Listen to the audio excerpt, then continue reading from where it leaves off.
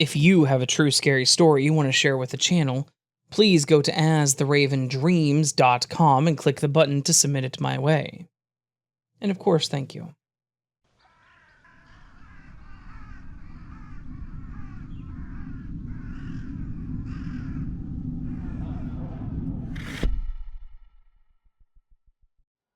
So after listening to some older and similar stories, I thought mine might fit along here. First off, all names are made up for reasons that will be obvious. This is a story about something that happened to me when I was 14. This is a story about how I could have died in a fire alone and nearly went to jail for it. My family, which consisted of my parents, myself, and my 2 siblings, lived in a pretty nice little neighborhood. This was back in the 90s, so it was a time where kids were always outside playing in the yard, in the streets, with all the neighborhood kids, and no one feared for our safety. As my parents described it, the saying, "it takes a village," shined through here. If one of us started fighting with another kid, our parents knew quickly, as someone would call the other parents. But fights rarely happened, unless Josh was there. Yes, I will call you out, Josh. Anyways, I remember having a lot of great memories there. I may not have been the perfect kid, being a bit of a nuisance at times, but I never did anything worse than what a normal young boy would do. Our next door neighbor, Mr. Martin, was especially nice to us kids. He would always crack jokes and tease us when we were in the throes of some games. He would also toss out juice boxes for us. He didn't have any kids, and I don't recall any kids ever visiting him, so I think he got the juice boxes strictly for us. But he was never weird about it, before anyone thinks that. He treated all of us kids the same, and honestly, it was like having a grandpa next door. Sometimes he would ask us kids, when our parents were around, if we would pick up his mail for him while he was out of town. He had an adult daughter that he said he would visit on a regular basis. He just asked us to collect his mail and put it in this latching container in his backyard. I never questioned it, because that's all we had to do, and he would give whoever did it like $5. At the time, that was a lot of money for a kid my age. But being one of the older kids in the neighborhood, he asked me if I would be willing to house sit over the summer for him, as he was planning on being gone for about 2 weeks. I went and told my parents, and they came outside to talk to Mr. Martin about the logistics of it. From what I remember, and after confirming the details with my parents, Mr. Martin was going to be staying with his daughter for that time because she was about to have a baby. He was going to stay there with her to help her out when she came home from the hospital and spend some time with his new grandson. He asked me to collect his mail. This time I could just put it on the kitchen table. He asked me to run the water every once in a while and just basically make sure that everything was looking okay in the house. He even told us that I was free to help myself to any drinks or snacks that I wanted, as long as I cleaned up after myself, and that I was welcome to watch any TV or movies that I wanted. The more and more he talked about it, the more excited I was to do it. I was going to feel like an adult, being in his place by myself. And to add to it, he offered me $50. My mom tried to talk him down, but he insisted. It was good pay for an important job, and that I would deserve it. So it was settled. I was going to be house-sitting for a few weeks, and I was going to get paid to watch TV and collect his mail. The first couple of days went smoothly. I'd stop by after school, get his mail, and then drink a soda as I walked around his home. Prior to this event, I had only been inside his living room, so I didn't know what the rest of his house looked like. It was nice, though. He had what I assumed was his bedroom, the bathroom, and another room that looked like an office. There was a small table with a computer monitor on it, a chair at the table, and a small filing cabinet, along with papers strewn about. All the doors were closed, and so I kept it that way too. Overall, it was a pretty simple and, dare I say, boring task. But It livened up by the third day. I decided I would sit over at Mr. Martin's place while I did my homework. I wanted to watch TV and not have to fight with my siblings over the remote, so it was a good excuse to be there. While I was sitting on the couch, I thought that I heard someone walking in the house. It was that distinct sound of feet dragging across the floor. It immediately put me on alert. Even though I was 14, I felt responsible for protecting this man's home. I was supposed to be watching it, right? So I went to the kitchen, grabbed the largest knife that I could find, and slowly walked down the hall. I opened each door, slowly, and I didn't see anyone. Nothing looked out of place or disturbed. So I went back to the living room and told myself that I was just hearing things, and moved on. I was alone in someone else's home, so of course there were still some nerves there. You don't know the spots in the floor that creak or the windows that whistle when they weren't closed right. There wasn't anyone in the house, and I just had to assure myself of that. I actually got caught up in whatever show I was watching and dozed off. It wasn't uncommon for me. I quite enjoyed a quick nap after school, before dinner, and to be honest, being there alone and without any distractions, it was pretty easy. But while I was in that in-between state, I started having trouble breathing. I think maybe I was dreaming because I remember waking up annoyed, feeling like one of my siblings was sitting on me, causing me to not be able to breathe. And that's when I woke up and all I saw was smoke. The hall, where I left the light on, was now filled with thick, dark smoke. I immediately jumped up, wanting to figure out what was happening. I started walking down the hallway. I opened the bathroom door, nothing there. I tried to open the office door and the doorknob was extremely hot. I started to panic. I was worried that I did something wrong that caused this, and now I had to fix it. I ran to get the biggest cup or something to fill with water and a towel to open the door. I now know that that's not the best thing to do, but I didn't know it at the time. There was a gush of hot air on my face, making me drop the water and towel and grab my face. When I finally focused again, I noticed most of the room was in flames.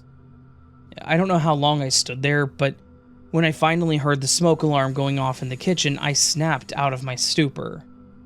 In tears, I ran out the front door and barged into my house, yelling at my parents about the fire. My dad told my mom to call 911 and then ran out the door. I followed him back. He told me to stay outside while he went in. From the outside, I could see the flames through the office window. I watched as my dad ran from the kitchen and back down the hallway, where I could no longer see him. I remember standing there terrified that maybe I had done something, and terrified for my dad's safety. Shortly after, I could hear the sirens and the firemen talking to my mom, asking if I was alright and if I knew if anyone was inside. They then told me to stay back as they went in. I stood there next to my mom and siblings and did the only thing I could do: wait. Shortly after, my dad walked out unscathed and the firemen were still in there. Then the flames became more and more dull until it was just a lot of smoke. That's when the big tears came out. I felt like such a failure. I was supposed to be watching his house and somehow it caught fire?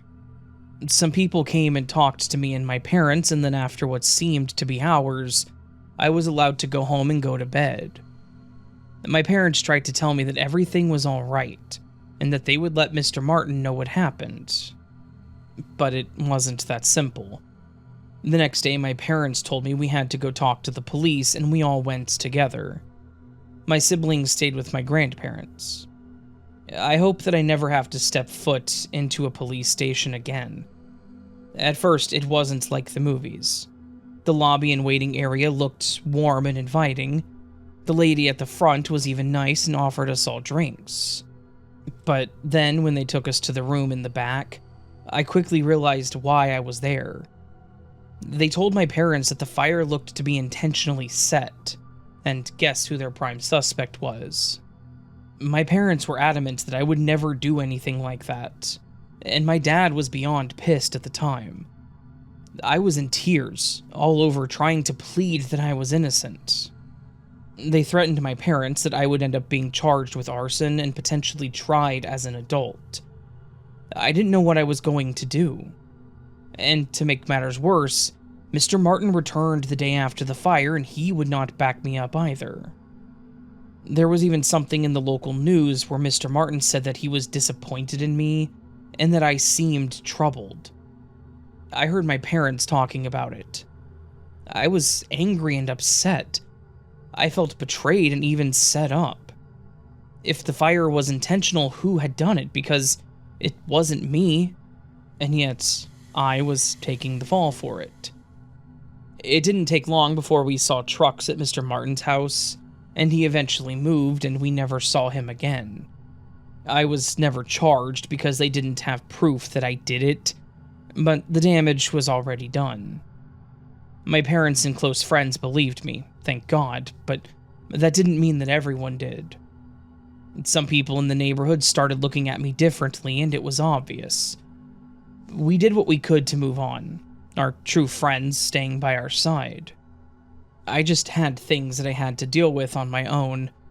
I didn't like being alone anymore, smelling smoke or hearing smoke alarms go off, as it would set me off, and I would have panic attacks. But as I got older, I got better. Then, nearly a decade later as an adult, I went to visit my parents one night after dinner and we talked about our old neighborhood.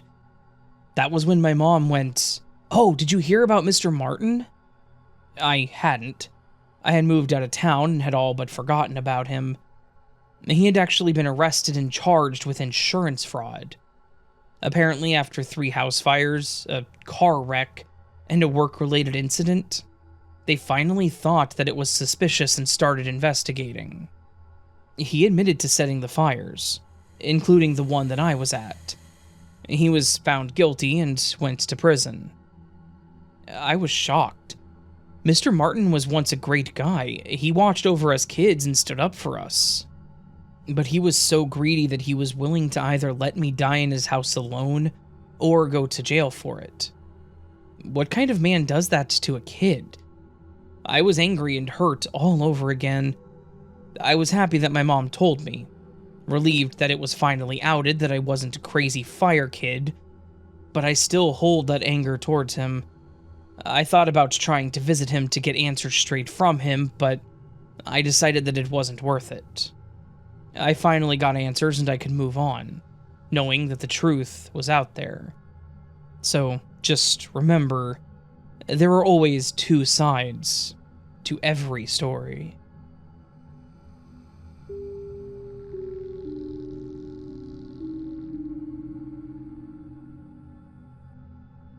This was back in the early 90s. My parents had gone to Reno for the weekend. This left me home alone for the entire weekend. Now, I was a boring kid. I was 13 years old and was just excited that I could stay home and play video games all weekend. On Friday night, I cooked up some pizzas from a delivery service called Schwann's. I had put a couple of sodas in the fridge to chill, and then I hooked up my Nintendo, that my dad hardly ever let me play. I would maybe get a half hour a day at best. That was when he fell asleep on the couch. Even then, most of the time when I went to play, he would wake up enough to say, "I'm watching that." No joke. This man would be snoring on the couch, but if you touched the remote, he would wake up and say, "Hey, I'm watching that."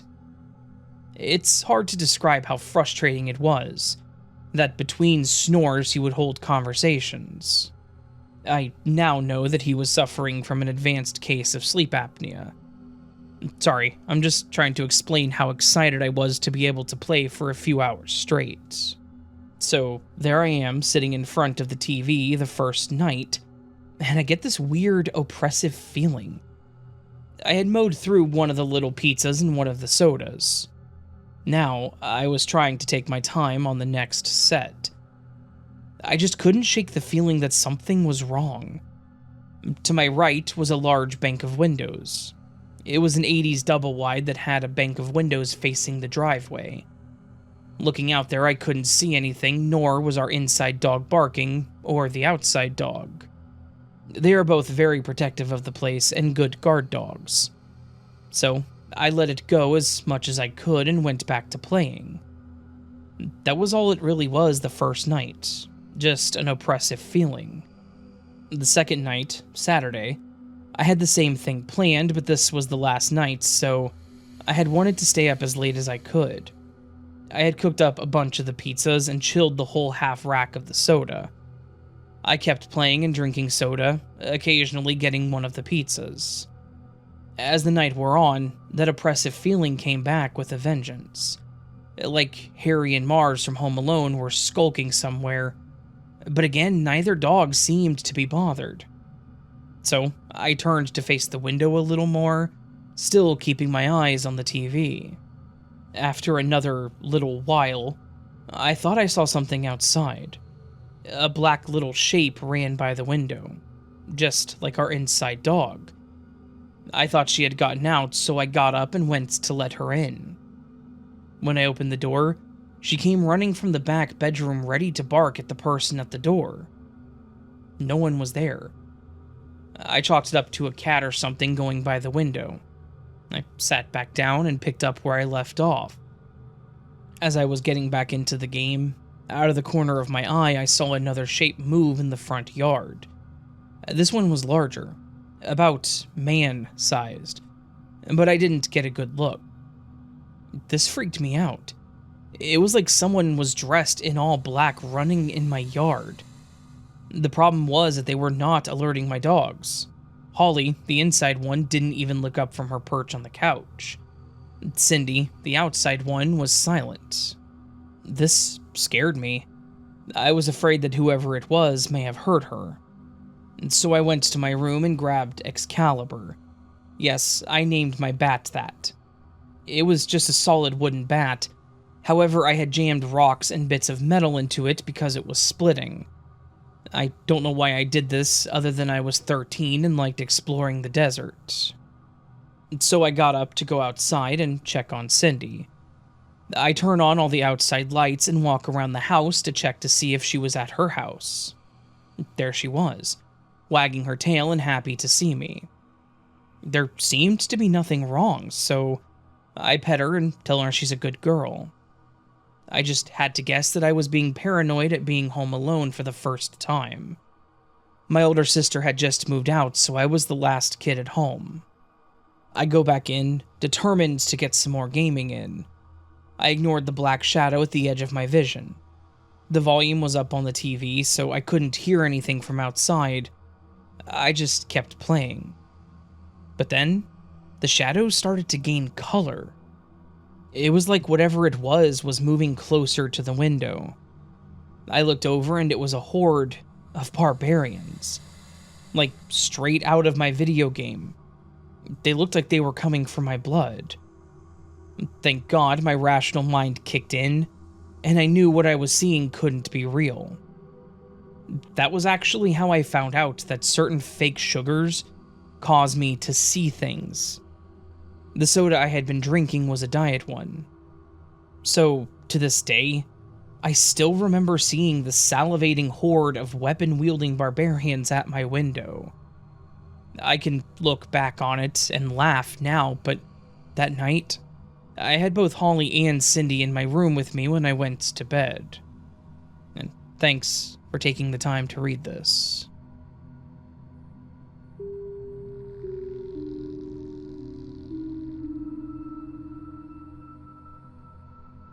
This happened to me last year, and is something that still gives me the heebie-jeebies whenever I think about it. I had just moved into a cute little studio apartment downtown. It was pretty typical of a studio apartment, not huge or anything, but well built, and I was able to organize it comfortably for myself since I live alone. I was on the top floor of the building, which was a pain when I moved in, but I was pretty excited about having my own place for the first time. I had just turned 22, and my roommates and I decided to part ways after 2 years of disagreements. One night, I was home and sitting in my dimly lit work area, just working away on my laptop. It must have been around 1 a.m. My windows were open because it was a lovely night, and all I could hear were the crickets and the occasional car that passed by the building. I was getting into the flow of my work when I thought I heard something. I had my earphones in, but I had them in pass-through so I could hear the noise. I paused my music and looked around, trying to figure out what it was I was hearing. After a few seconds, it kind of clicked that it was a scratching sound, like something was scratching on wood. Initially, I tried to ignore it, thinking it was coming from downstairs or maybe it was the building settling or something, though I'm not sure why settling would sound like scratching. But it kept going. It was soft, but it was definitely there. After a few moments, my brain had honed in on it, and I couldn't ignore it. It was bothering the hell out of me. So I leaned back and just glanced around like, where the hell is that coming from? When I stood up, I realized that the scratching was definitely coming from near the front of the apartment, like near the front door. I walked over to the front door thinking that maybe I should just yank it open and confront or scare whatever it was. Maybe it was a rat or squirrel or something. But I paused and decided to just look through the viewport first to see if there was someone there, thinking that was the smarter move. I leaned forward to see if I could see anyone, but I couldn't. There wasn't anyone there. I thought that I saw a shadow off to the side, but I figured it was just the wall or something. So I stepped away and went back to my desk. Of course, that's not the end of it, because within minutes the scratching started up again. This time it sounded like whatever it was doing it more hastily, like they had sped up, trying to finish up whatever they were doing. I angrily stood up and walked over to the door and looked out the viewport again. This time there was somebody there.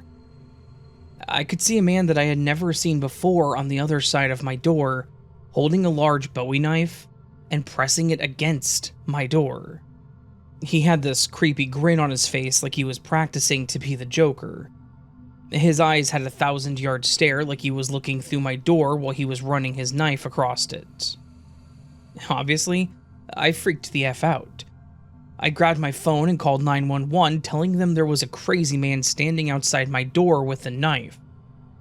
They told me that they would send out an officer as quickly as possible. I just sat there waiting in the dark room, listening to this man scratch at my door with the knife. After a few more minutes, the scratching stopped, and I heard this weird guttural laugh, and then nothing. I stood there in silence, holding my phone in my hand, until I finally heard a knock on the door and someone yell, "Police!" I looked out again, and sure enough, there were 2 officers standing out in the hallway, looking at my door and pointing and talking to each other. I slowly opened it and greeted them, and the officer asked me if I had called in someone with a knife standing outside my door. I explained how I had heard the scratching noise, and when I looked out, I saw the man standing there with the knife. I described the man as best I could, and the officer asked me a strange question. He looked at me and said, by chance, is your name Tina? Now, my name is not Tina. It's not even close to Tina at all. I told him no. I told him my name and asked why. He motioned for me to step out and look at the outside of my door, and that's when I saw what the weirdo had been carving. There, in the blue paint, was a crudely carved heart with the name Tina in it. I had no idea who Tina could have been. It certainly wasn't me, and I didn't know the guy that did this. The officer said they would give me an incident report and that they would circle the area to see if they could find the guy, but they were as confused and weirded out as I was. After they left, I struggled to fall asleep, thinking I was going to start hearing the scratching again, but thankfully it seemed like this guy had moved on. The conversation with the rental office was fun the next day. I gave them the incident number, and I even asked if Tina was a former resident to my unit, and the answer was no. They didn't even have a Tina on any leases as far back as the office team could remember. They had never had anyone named Tina living on the property. So that's my creepy story. They replaced my door, and thankfully nothing else has happened since then. I'm a bit jumpy anytime I hear late night noises in the hallways, though, and I've been on the lookout for Tina. If for no other reason than to let her know that some weird guy is carving her name into random fourth-story apartment building doors at like 1 in the morning.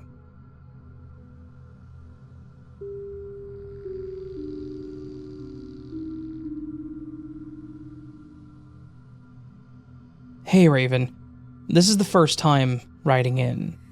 I listen to you to fall asleep. I need something to focus on when I go to bed, partially because of reasons I will be divulging in this story.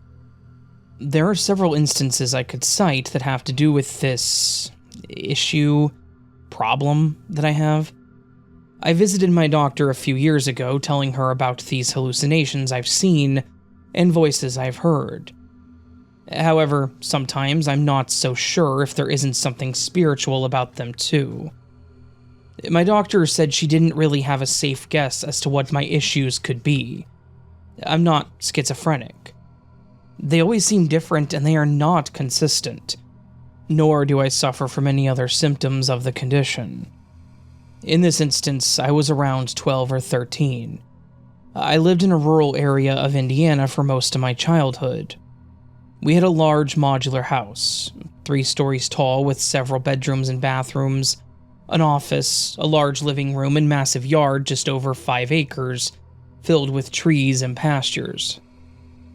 I'm the youngest of 4, and we have several years between all of us. The next oldest is 5 years older than me. My father worked out of state and would visit on the weekends.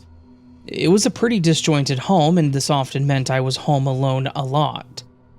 My mom would come home late from work often because we lived around 40 minutes from her job, and she would sometimes go to the store after.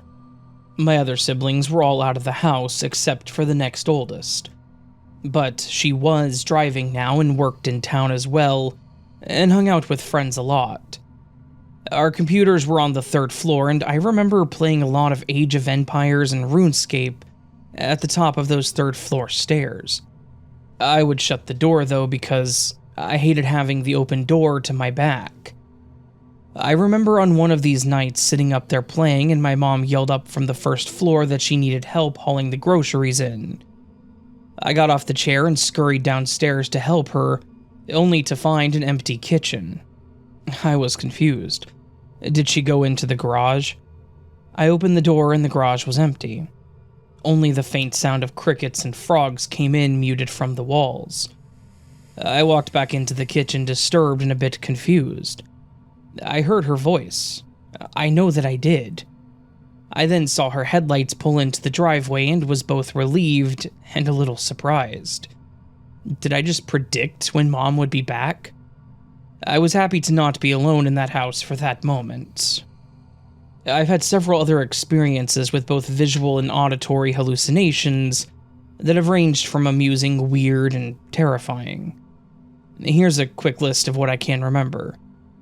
My toys moving on the shelf and watching me when I was younger. A giant balloon ghost floating through my yard. Weird, I know. A large wasp in my room. A big black snake coiled on my closet door. People walking past my room. Hearing my name called by my mom's voice a second time. This was in front of my sister and my wife. I responded, "Yeah?"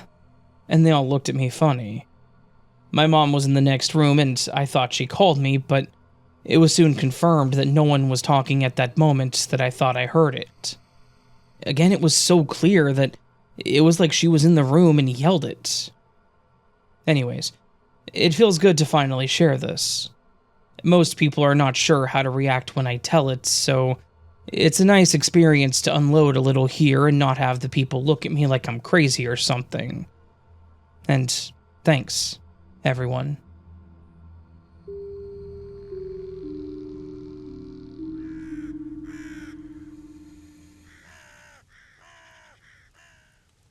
So that, my friends, was a collection of some scary Home Alone stories. These stories did not involve the Wet Bandits nor Macaulay Culkin, Kevin McAllister, whatever. Did not include them. Though they were still creepy. Scary, even. Terrifying stories that happened while the people were home alone. I appreciate those of you who submitted your stories to me, which is this entire selection today, so thank you all very much. Hopefully you, as in you the listeners, enjoyed this collection of stories. If you did, please do hit that like button. That would be fantastic of you to do. If you're new to the channel and liked what you heard, please consider subscribing. That'd also be awesome. You can also go down below the video and leave me a comment with your thoughts on the stories, my narration, the video style, anything you want to leave a comment on. I appreciate it. My voice is still feeling kind of rough. My throat is hurting pretty bad. So, may have to go to the Minute Clinic here in the next few days to see what's going on with my throat. This is my moneymaker. It needs to not be having problems. Yeah, is what it is. We're going to figure that part out later. You can also join Patreon or memberships, get early access to content like this if you want. Never expected, always appreciated. You can listen on other platforms such as Spotify, Pandora, and Audible, Apple, those and those, all those, you know? Yeah, just lots of things you can do. I also have a merch store to listen underneath the video. I also have some other merch that's going to be coming up here soon, including signed posters. I have a lot of them, so I will not be charging much. They were not expensive, but I think I can sell them at a decent price and sign them and ship them out. So, yeah. All that said, friends, hope you have a beautiful weekend. Hope I see you again here soon. But until then, remember, you are loved, you are valid, you are important, you are the best you that you can be. Do not forget it. And don't let anyone tell you otherwise. And until next time, my friends, much love. Sleep well.